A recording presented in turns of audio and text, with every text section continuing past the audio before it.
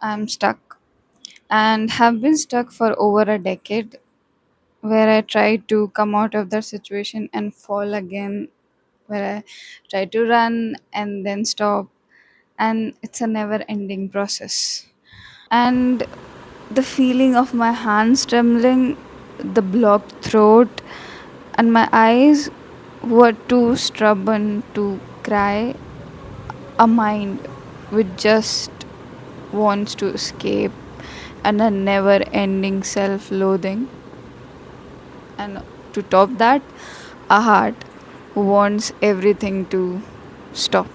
That's the sum of the position I am in or I used to be in.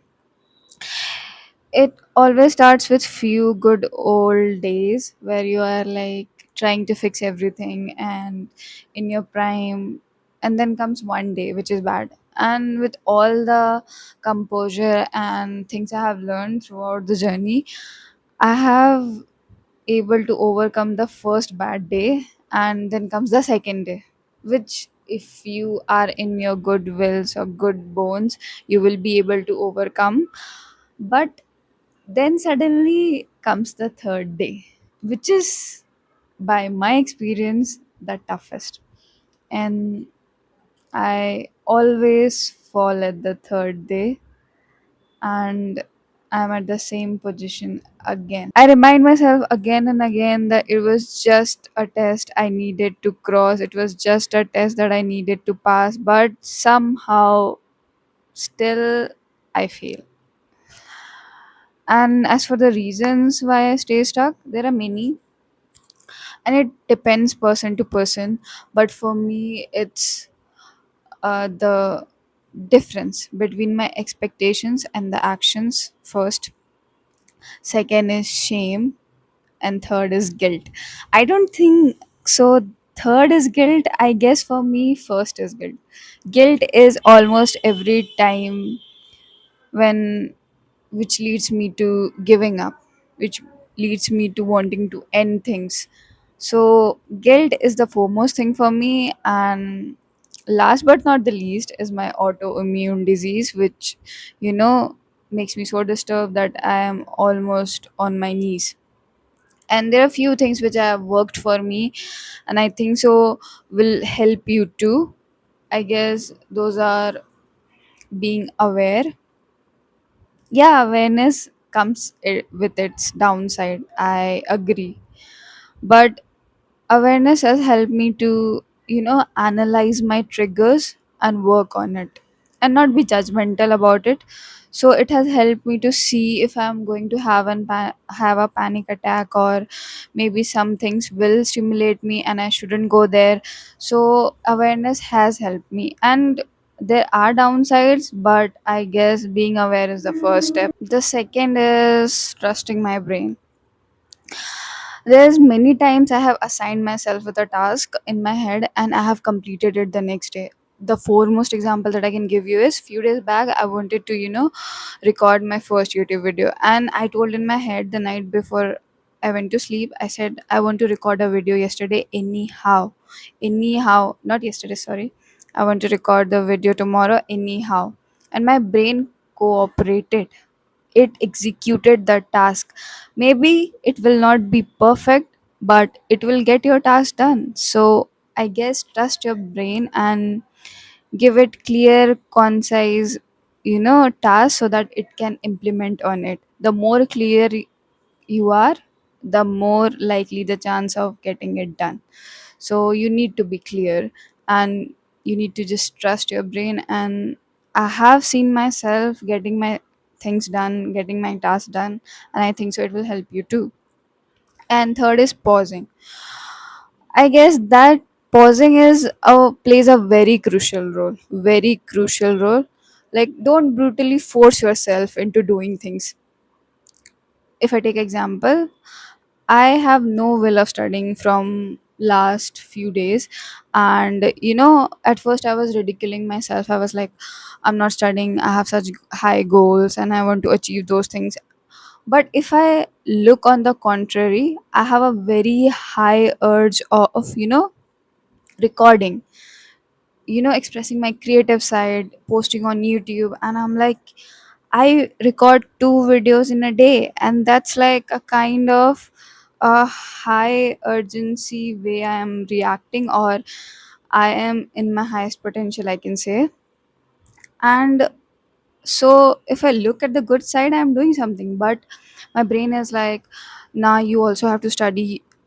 So don't do that, don't force yourself, because with a mind like that which is already struggling, if you think you will force yourself into something and you will perform good, sorry to say, maybe you will perform worst. So maybe taking it slow and focusing on the thing you want to do at that point will maybe help you to do the thing you don't want to do in future. So you just need to listen to your brain and give it some space, some time, so that it can adjust to what you want, not force it. You should, give it that liberty, but also know how to control it. And the fourth is, don't judge. I guess, I know, I know. I want to earn more. I want to do everything. And as for you, I know you also want to earn a lot, get your dream job, get your dream place, get your dream girl, boy. I don't know what it is. But judging yourself won't bring those things.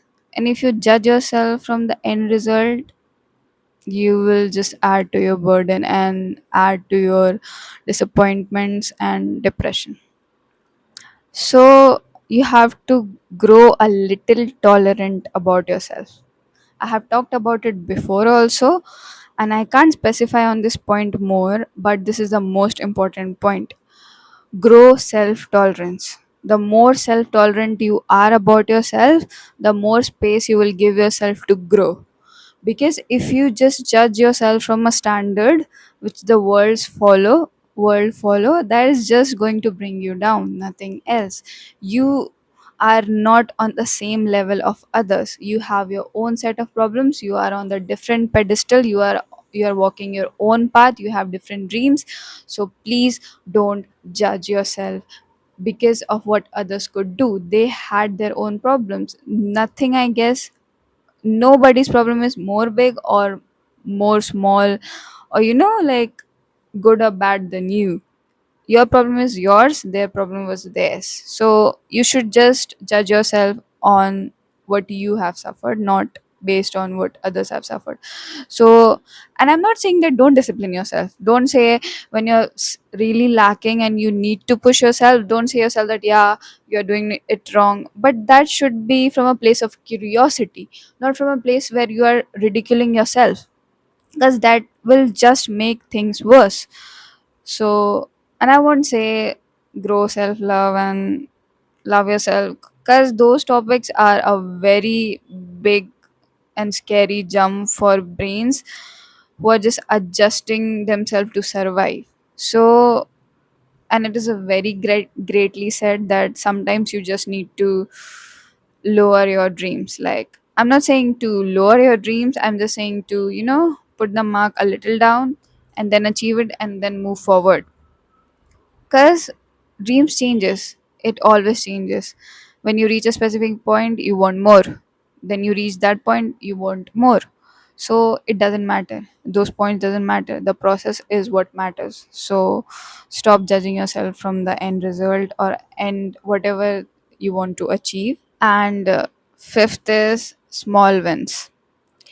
I started i started noticing my small wins very lately, and I think that has helped me a lot. Taking a bath daily may not be a very big win for all of you, but it is for me. So it can differ person to person, and if you notice that and tell yourself that, yeah, you did good and you are nice, you're doing great, so that will just give you a boost and that will help you. So if you notice your small win, somehow you're already winning and you will do better. That is what I feel in my perspective. Except bad days, that is my sixth point. Accepting bad days is kind of like, I don't think so you can have only good days and you can happy means not having sad feeling. Because it's life. You will have bad days, you will have sad emotions, because it is emotions, you can't live without it. I don't think so you can physically eradicate sadness from your life and live a perfect life. Sorry, life doesn't go like that. And I think you have all the rights to be sad or depressed if you have tried 100 times and you have not improved, because it's normal to feel frustration after trying so hard. But when you tell yourself that, yeah, it's normal and this is what life is, I think so giving up as an option is less prominent to excite you. I am not saying that it will not excite you wholly, but it will just become less prominent.